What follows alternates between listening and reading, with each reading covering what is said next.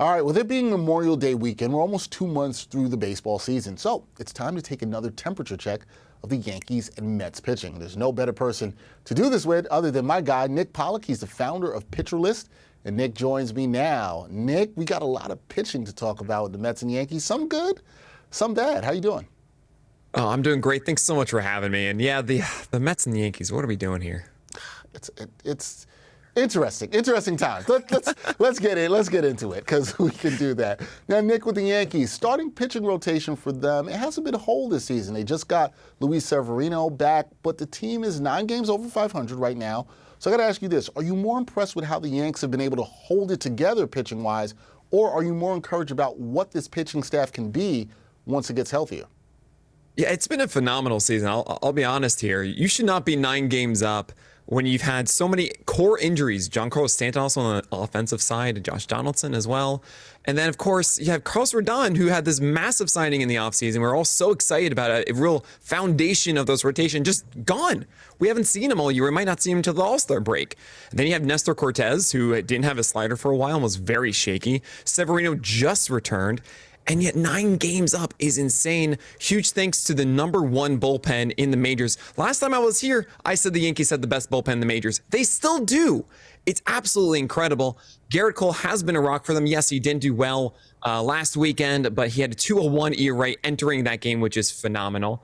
And huge props to the back end of this rotation. Even Johnny Brito giving some innings, even though it wasn't perfection, he got those innings for the Yankees and kept them in games that they eventually did win. Clark Schmidt has stepped it up a little bit. Domingo Germán has been great. Maybe it was the sticky stuff a little bit. I am excited to find out what happens there. And even Randy Vasquez, making his MLB debut, pitched really well for the Yankees. And it's those little things that keep the Yankees in games and opportunities to pull wins when they shouldn't. Yeah, you're seeing that happen. I am intrigued to see what happens with Domingo Germán and if it is the sticky stuff or not. But we'll get to that another time. There's been a lot going on with the Mets rotation. I want to talk about them, including injuries. It's been a roller coaster season for the Mets, to say the least. But here's the major question, Nick. Who do you trust in their starting rotation right now?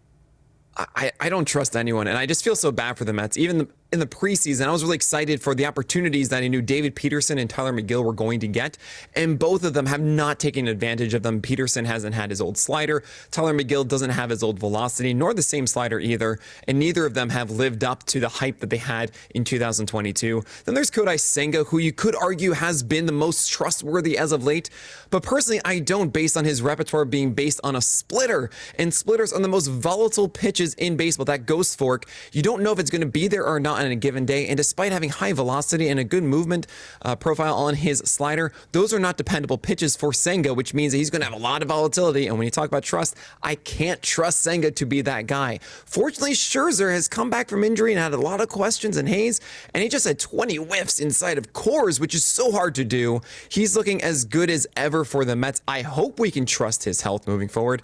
And Justin Verlander, oh man, you finally got him back, and what does he do? He has his worst season so far with his slider. It's not really his fastball that's the problem. It's the slider that is missing bats far less than it used to. Without that pitch being, say, a 25% swing striker, which used to be elite in the majors, now it's down to about 13%. He's a completely different pitcher at the moment. The curveball isn't doing wonderful things. The fastball is fine, but without that slider, Justin Verlander isn't the man that you can trust.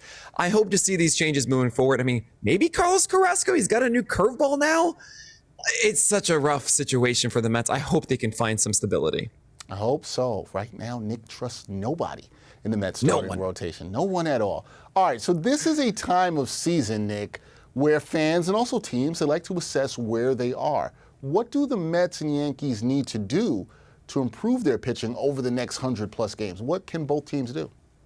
Right. It's a tough call right now. You're going to have the All-Star break, which is traditionally when we start talking about major trades happening, maybe July 1st. We're about a month away from those. And there are guys out there, look at the Chicago White Sox, who are pretty much out of contention. And they have guys like Lance Lynn, Lucas Giolito, Dylan Cease. They could be dealing any of those, especially Giolito, who's a free agent at the end of the year. There are a lot of whispers about Shohei Ohtani and how the Angels are going to be. And theoretically, they should be trading Ohtani. But then, of course, how can you deal a guy like that?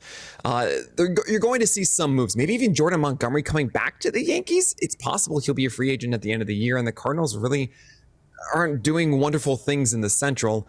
But at the end of the day, the Yankees need health and the Mets need health. The Yankees need to have Carlos Rodon being that rock in the rotation. Nestor Cortez has to get comfortable with his slider.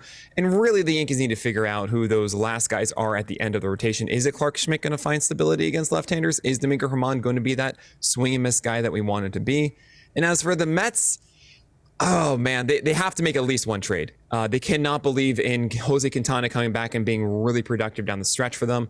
Carlos Carrasco, you have no idea what you're going to get. Tyler McGill, David Peterson can't be trusted. It's really tough. There has to be at least one trade made by the Mets to get another starter in here. All right, well, as we move closer to the All-Star break and the trade deadline, I'm sure the next time I check in with you, we'll be talking about some potential names the Mets could acquire if the Yankees could acquire. That talk is going to heat up, but that is Nick Pollack of Pitcher List, the founder of that, one of the best people to talk about pitching here, and hopefully next time we talk to him, there's more hope around the Mets pitching staff. Hoping for that, Nick. Good to talk to you as always.